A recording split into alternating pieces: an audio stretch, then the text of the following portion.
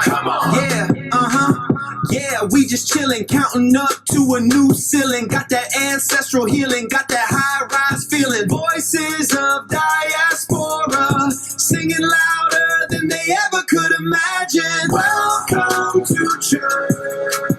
Welcome to the holy service, yeah. Welcome to church. Let the choir sing now.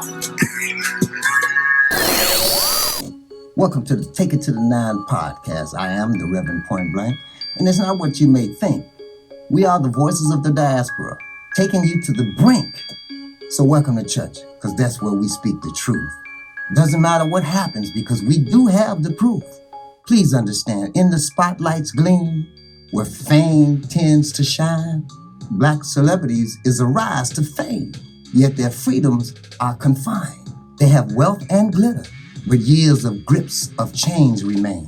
They are out there touting this game, acting like success and fame. But for the power they think they hold, is not truly theirs to claim. So tell me, where are the banks, the hospitals, the buildings of black communities, and the land? The grocery stores built by our own hand. They have billionaire dreams, yet freedom is really an image of pottage, because the system has a strong grip on it that keeps them in bondage. But most think it's real, but it's really just nonsense and a hella mess. Endorsements, the money deals, and that seems like success, yes. But the true power lies in what they suppress. Not one stadium do we own, and no help to build black streets. It's just a cage of fame that's full of deceit. For the truth is hidden behind the glamour and glitz. Fame is not freedom, it's a well-crafted myth.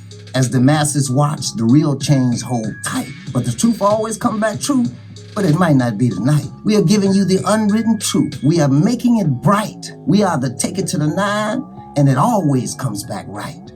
Point blank, my brothers and sisters, we strive for peace, love, and unity. Always tell the truth. Enjoy your time. Mike and Mika, take away the rhymes. Oh, wait, so let's unpack this. We live in a world that is just so obsessed with visibility. Completely. You open your phone right now, and what do you see? It's the red carpets, the flash bulbs, the viral moments. You see people who look like they've reached the absolute peak. The pinnacle of achievement, right? The glitter, as it were. Exactly. But today, we're diving into a source that looks at that exact same image, the celebrity at the very top of their game, and sees something completely different. They don't see a king or a queen. They see a trap. Yeah. And it is a fascinating pivot. Usually when we analyze celebrity culture, we're talking about like brand strategy or media influence, very surface level stuff. Oh, yeah. But the source material we have today is much more raw. It's a piece titled The Price of Fame, The Unwritten Truth. And it's not written by some media analyst or a sociologist. No, it's written by a man who goes by the Reverend Point Blank. What a name. And what a name that is. The Reverend Point Blank. It just immediately sets a tone. The text also introduces him with a few other titles. He's the witicizer of comedy. Right. And he explicitly says he hails from the Chi, Chicago. Which is such an important piece of context right off the bat. You can't ignore the geography there. I mean, Chicago has this rich, complex history. Mm-hmm. It's a hub of immense cultural output, especially Black culture. But it's also a place of really profound structural struggle, economic disparity. So when someone from the Chi talks about the difference between looking rich and actually owning the block, it just carries a specific gritty weight. It really does. Yeah. And despite that comedy title, The Witicizer, this is not a stand-up routine. There are no punchlines here. Not in the ha-ha sense, no. Not at all. This is a critique. It reads almost like a sermon or a manifesto written in verse. It does. It has a real rhythm to it. And the mission of this deep dive is really to follow the author's argument, which is pretty provocative. Very. That fame, specifically for Black celebrities, is actually a well-crafted myth. He argues it is a form of bondage that's just masquerading as freedom. Bondage masquerading as freedom. I mean, that is a heavy concept. Because we are conditioned, really trained from birth to believe that money is freedom. Of course. If you have the checkbook, you have the power. If you can buy the jet, you're free. And the Reverend Point Blank is here to tell us, well, checkbooks can be closed, jets can be grounded. True power is something else entirely. So let's get into it. But before he starts tearing down the system, before he gets into the economics of it all, he starts somewhere surprisingly intimate. He does. He starts with the foundation. Right. The very first lines of the text aren't about banks or stadiums or any of that. They're about his mom. He writes, "The foundation of rock was my mom, Lorene. I love you so much, Mother. All of my work is dedicated to you." That capitalization of you, it just jumps off the page. It really does. It's incredibly sweet. But let's, dig into that a little. Why start a heavy critique of systemic power with a shout out to your mom? Well, I think it grounds the entire argument. It establishes his authority, not like academic authority, but moral authority. When you are about to deliver these hard truths, what he calls the gospel of truth, you kind of need to establish where you're coming from. Yeah. He's not critiquing from a place of disdain, or bitterness. He's doing it from a place of love and legacy. Right. By invoking his mother as the foundation of rock, he's basically saying, my values are solid, my motivation is pure. It's those God-given gifts and talents he mentions, right? He feels like he has a responsibility to use them. Precisely. It sets the stage that this isn't just some rant on the internet. It's a message delivered with a real sense of purpose. He's the witicizer, sure, but he's also the Reverend here. He's preaching a hard truth because he cares about the congregation. So let's get to that hard truth. He moves pretty quickly from that warm dedication into the cold reality of the industry. The first image he gives us is the spotlight's gleam. Where fame tends to shine. Right. Sounds pretty. But then comes the turn. He writes, "Black celebrities rise to fame, yet their freedoms are confined." And then they have wealth and glitter, grip of chains remain.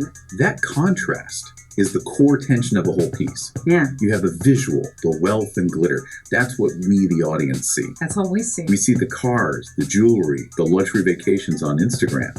But the Reverend Point Blank is asking us to look at the mechanics behind the visual. And he uses very specific, very restrictive language. Grip, chains, confined. It's aggressive imagery. But let me play devil's advocate for a second here. Please. If you are a billionaire athlete or a musician worth hundreds of millions, are you really in chains? I mean, you can fly anywhere, you can buy anything. Is he just exaggerating for effect? And that's the question the text forces us to ask, right?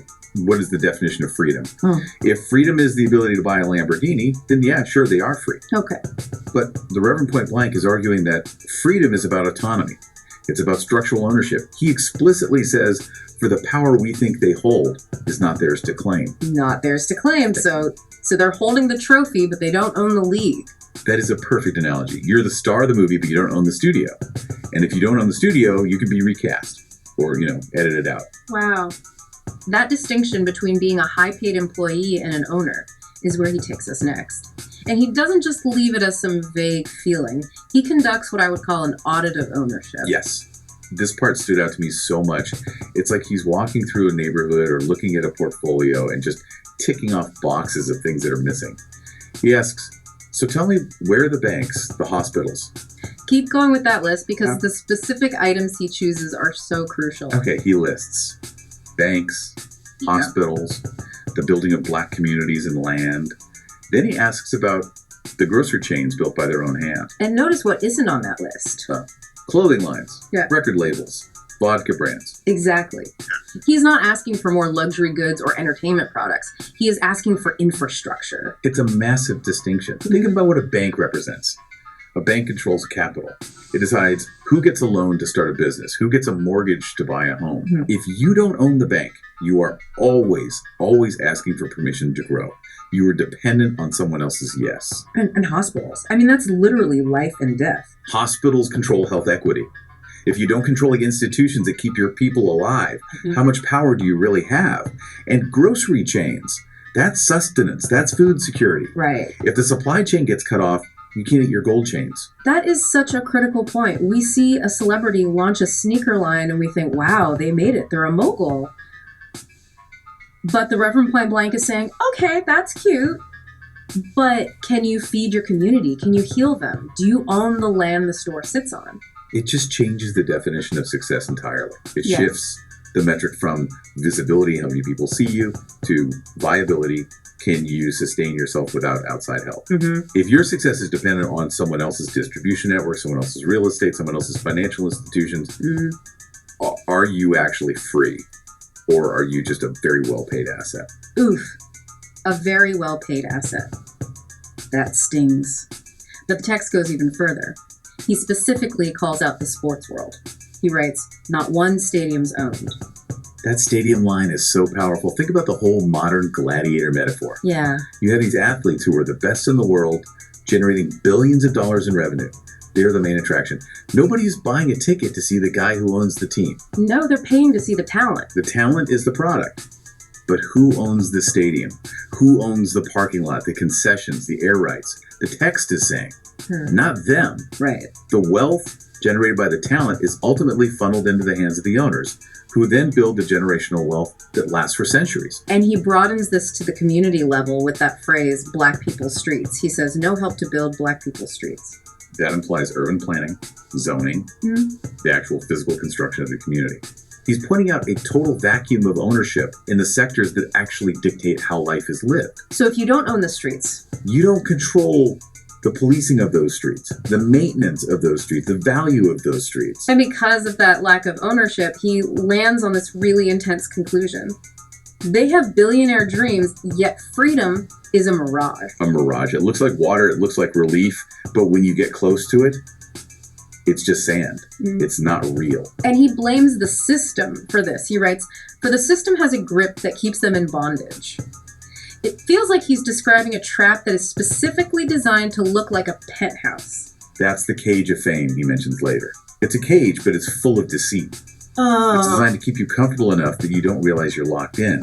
Or, and maybe this is more insidious, it's designed to make the people watching outside the cage think that getting inside is the ultimate goal. And that's the well-crafted myth part. Exactly. Fame is not freedom, it is a well-crafted myth. Because if the masses believe that becoming a rapper or an athlete is the only way to make it, they stop focusing on becoming bankers or doctors or urban planners. They chase the glitter. Not the foundation. Right. This brings us to a specific target he attacks. Endorsements, money, and deals. We see these headlines every day. So-and-so signs a $50 million deal with big soda company. The Reverend writes, they seem like a success, but it just nonsense. He calls it nonsense. He is not impressed by the checks. Why though? I mean, 50 million is 50 million. Why is it nonsense to him? Because an endorsement deal is, by its very definition, subservient. You are endorsing someone else's product. Okay. You are using your face to sell their equity. You aren't building your own asset. You are renting out your reputation to increase the value of someone else's company. So when the contract ends, the money stops, but the value you created stays with the corporation. You're the billboard, not the owner of the billboard. Precisely. And then he drops what is, for me, maybe the most philosophical line of the entire piece. But the true power lies in what they suppress. Oh, I circled that one 3 times. The true power lies in what they suppress. What do you think he means by that? What is being suppressed? It's a very deep line. If we look at the context, the endorsements and deals are the shiny objects distracting from the lack of ownership, right?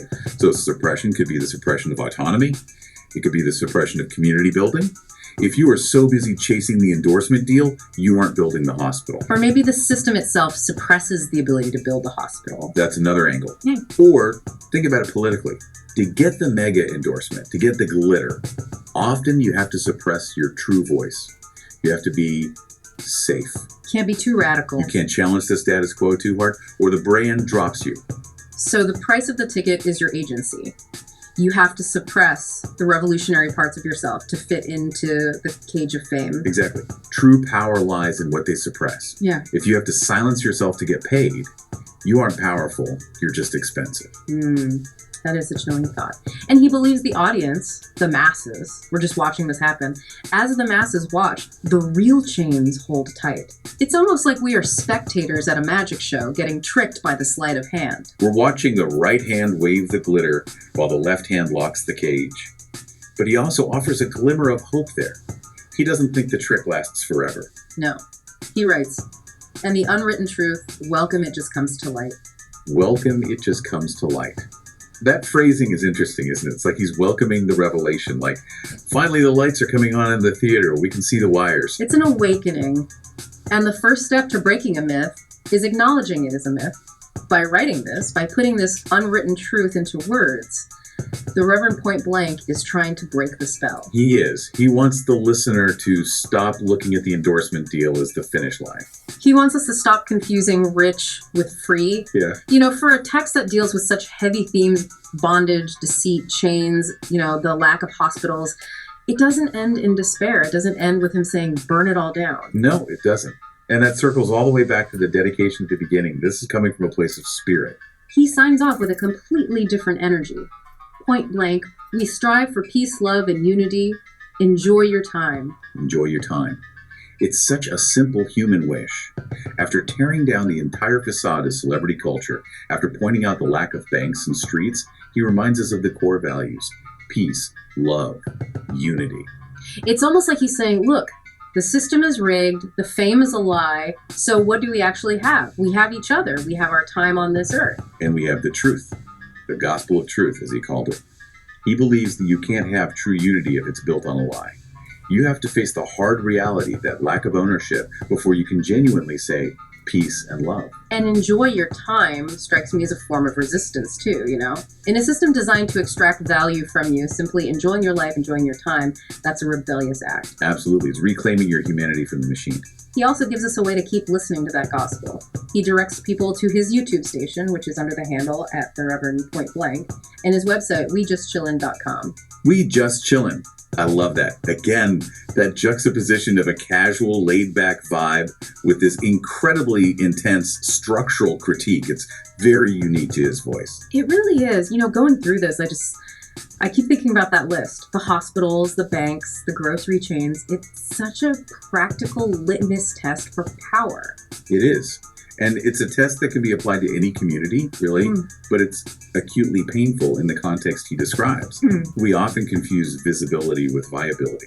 Just because you see a community represented on billboards doesn't mean the community has the viability that comes from owning its own infrastructure. Right. You can be on the billboard, but do you own the billboard? Or the land the billboard stands on? Or the company that printed the ad?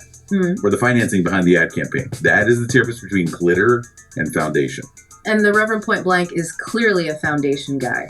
100%. He has no time for the surface level. He's looking for the concrete, the tangible. It makes you look at celebrity culture so differently. Next time I see a big press release about a star signing a mega deal or launching a new vodka brand, I'm going to be thinking about this text. You'll be looking for the strings. I'll be looking for the strings, and I'll be asking the Reverend's question.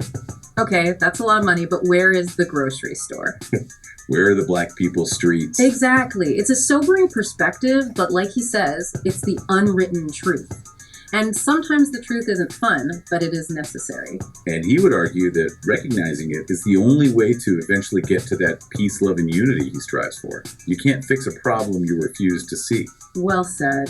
This has been a really interesting journey into the mind of the Reverend Point Blank. It's short, it's poetic, but man, does it pack a punch. It just strips away the varnish and forces you to look at the wood underneath. It certainly does. It's a reminder that sometimes the most cutting social analysis doesn't come from a textbook or a think tank. It comes from a poet from Chicago who just wants to tell the truth. Absolutely. So as we wrap up this deep dive, we want to leave you with something to chew on. We've talked about the glitter versus the foundation. We have. And the Reverend Point Blank's distinction is crystal clear. Fame is visual, but power is structural. So here's the question we want you to carry with you today. Think about the public figures you admire the most. The ones who seem to have it all. The icons, the legends. If you stripped away the cameras, the social media followings, the endorsement deals, if you turned off the spotlight's gleam that the Reverend talks about, what would actually be left standing in their wake? Would there be institutions that serve their community? Would there be a hospital, a bank, or would there just be the memory of a really good show? That is the question. Thanks for diving deep with us today. See you next time. Your black skin ain't no color, that's a frequency, not paint. It's the original tech, the power of a saint. They called your melanin just pigment, a simple surface thing, but it's the armor ancestors engineered the song the cosmos sing. It's a memory bank, older than every single empire's throne. You're a superconductor of creativity, down in the bone. That's why they fear it, try to imitate, and still can't decode. Your identity's a signal on a whole different road. So let your instincts speak before your thoughts even start to form. This is Point Blank, weathering the quiet storm.